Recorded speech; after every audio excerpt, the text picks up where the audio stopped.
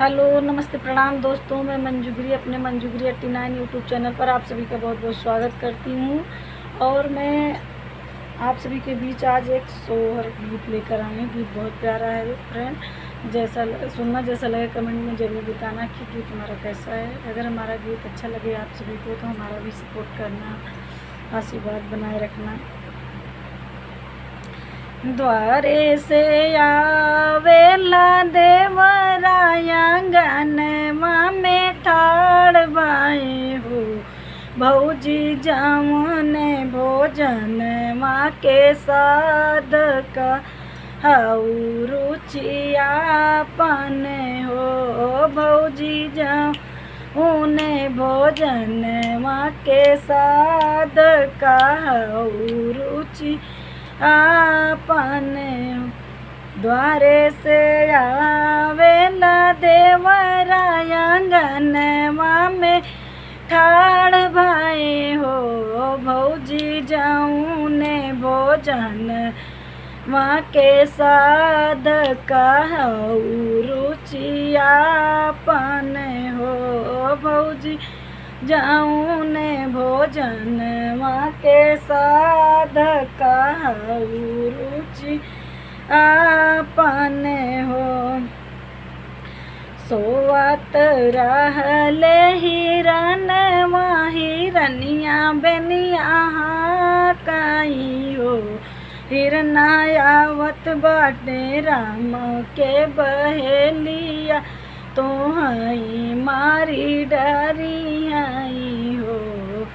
हिरना आवत बाटे राम के बहेलिया, तो हई मारी डाली आई हो।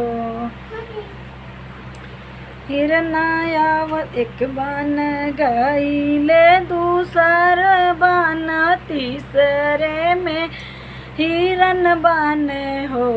बहिनी हाथे जोड़ी ठाड़ी हिरनिया, हिरनवा हमरा बकसाऊ हो।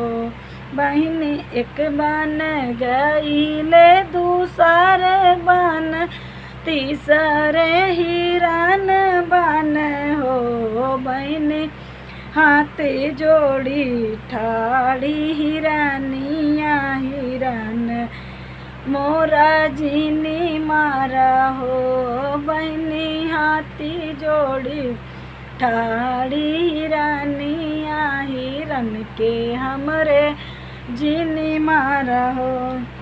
मसुआत सजयो रसोइया, खलरिया हमरी बक साऊ हो। मसुआत सिजयो रसोइया, खलरिया हमरी बक साऊ हो। रामा कलरी के ढकवा मीणाऊ बई बनही बन चरबई हो। राम हो रामा कलरी के ढचवा मिलऊ बई बनही बन चरबई हो। मसुआत सिजई रसोइया, खलरिया नाही बक सब हो। मसुआत सिजाओ रसोइया, खलरिया नाही बक सब हो। हिरनी खलरी के मिलाऊ बई खंजड़िया, होरिल मोरा खेली आई हो।